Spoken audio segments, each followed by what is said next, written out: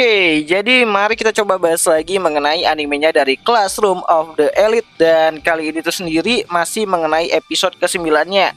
Spoiler ya tentu aja, video kali ini tuh sendiri bakalan mengandung spoiler. Jadi jika kalian itu tidak keberatan, yuk mari kita coba bahas. Nah, jadi setelah ujian akhir semester telah ditentukan gitu kan pada episode ke-9 nantinya, Ayano Koji akan mulai mencari informasi penting mengenai kekuatan dari kelas C itu sendiri. Dimana pada ujian kali ini tuh sendiri Ayano akan menjadi pemimpin, makanya ia harus tahu seluk-beluk kemampuan dari tiap anak yang ada di kelasnya. Ya, kalau ini adalah pertarungan antara individu, antara si Ayano versus si Arisu, Ayano pasti yakin dia bisa menang. Namun kalau melibatkan semua anak di dalam kelas, tentu aja ini akan jadi PR yang berat bagi si Ayano Koji itu sendiri. So, dari kesimpulan itulah Ayano berniat untuk memanggil orang-orang yang memiliki banyak informasi di dalam kelas, seperti Hirata, Kushida, dan juga Kei Karuizawa. Namun karena Kushida pasti sangat sulit ya untuk bisa membantu karena berurusan sama si Arisu. Apalagi Kushida masih belum terima ya dipojokkan sama Horikita pada ujian suara kemarin. Dan Hirata juga sedang dalam kondisi breakdance, bukan, maksudku adalah mental breakdown gitu kan. Maka hanya Kei satu-satunya kandidat yang bisa Ayano panggil ke kamarnya.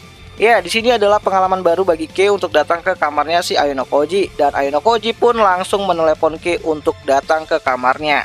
Nah, awalnya Kei mengatakan kalau apakah hal itu akan sangat berbahaya karena sebelumnya mereka sempat ditemukan oleh si Hashimoto dari kelas 1A. Namun dengan cepat Ayano mengatakan kalau orang-orang tidak akan curiga karena Ayano adalah pemimpin untuk ujian kali ini. Ya, jadi wajar kalau Ayano memanggil seseorang itu untuk memberikan informasi kepada dirinya. Nah, singkat cerita pada sore hari, tepatnya itu pada jam 6 sore gitu kan, Kei datang ke kamarnya si Ayano Koji. Dimana awalnya Kei merasa kalau ia tidak ingin hubungan dirinya dengan si Ayano diketahui oleh orang lain. Namun Ayano dengan cepat mengatakan kalau kemungkinan ke depannya tindakan mata-mata Kei dan dirinya tidak akan diperlukan lagi. Ya, mereka bisa berbagi informasi tanpa harus bersembunyi-sembunyi dan itu membuat Kei sedikit merasa lega mendengarnya. So, singkat cerita di sini Ayano ingin tahu ya semua hal mengenai anak-anak kelas C itu sendiri, baik dari kebiasaan dan juga kemampuan mereka secara individu. Namun sebelum mengatakan hal tersebut, Kei menanyakan kepada si Ayano kenapa dia mau menjadi pemimpin pada ujian kali ini, yang biasanya Ayano hanya bergerak di belakang layar. Ya, Ayano menjawab kalau ia hanya ingin mengambil bagian untuk kelas pada saat ini dan tidak ada hal lebih akan hal tersebut.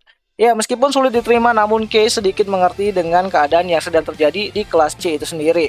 Oh ya, di sini Ayano juga menanyakan keadaannya dari si Hirata. Menurut Ayano, Hirata yang sekarang akan membuat lubang yang begitu besar di dalam kelas. Tidak adanya sosok pemimpin di kelas akan membuat kelas C kesulitan untuk berada di dalam satu kelompok kuat untuk kedepannya. Ya, meskipun ragu, Kei mengatakan kalau Ayano sepertinya mulai memikirkan keadaan dari Hirata juga. Ya, iyalah gitu kan, Hirata kan haremnya si Ayano gitu kan. Bercanda, kan ada si Ryuen gitu. Nah, singkatnya hanya butuh waktu kurang lebih 10 menitan aja Kei memberikan informasi yang dibutuhkan Ayano mengenai anak-anak yang ada di kelasnya. Dan Ayano merasa terkesan dengan jaringan internal Kei di dalam kelas yang memberikan begitu banyak informasi yang ia butuhkan. Nah, di sini Kei sempat mengatakan kalau ia tidak ingin berpartisipasi pada perlawanan kelas C kepada si Arisu. Ya, Kei mengatakan kalau ia tidak pandai dalam hal belajar dan juga olahraga, makanya dia tidak ingin terlibat, sambil mengatakan kalau Kiyotaka akan bisa menang meskipun lawannya itu adalah Sakayanagi Arisu. Ya, seperti biasa lore kita itu hanya bisa berkata kalau semua itu tergantung dari kondisinya nanti. Nah, sebenarnya pada saat Kei telah menyelesaikan tugasnya di kamar si Ayano, Kei berniat untuk segera pulang. Namun Ayano menghentikan Kei, di mana Ayano ingin menunjukkan T-Rex-nya. Iya, bukan, maksudku tuh ingin menunjukkan sebuah hal kepada si Kei, yaitu sebuah kado balasan untuk hari ulang tahunnya si Kei gitu kan, yang disimpan Ayano di dalam meja belajarnya. Dimana itu adalah kado untuk ulang tahunnya Kei sekaligus juga kado balasan untuk Weight Day. Ya, karena sebelumnya Ayano menerima coklat dari Kei di hari Valentine, makanya Ayano harus membalas kado tersebut dengan sebuah hadiah kalung berbentuk hati. Ya, tentu aja di sini Kei merasa gugup lah gitu kan, jantungnya itu berdetak sangat kencang seperti generang mau perang. Kenapa jadi lagunya Ahmad Dhani gitu? So, di sini Kei mulai merasa gugup ya dengan kado dari si Ayano Koji, apalagi bentuknya itu adalah kalung dengan leontin hati. Dimana Ayano mengatakan kalau ia mencari di internet hadiah apa yang bagus untuk diberikan kepada teman perempuannya.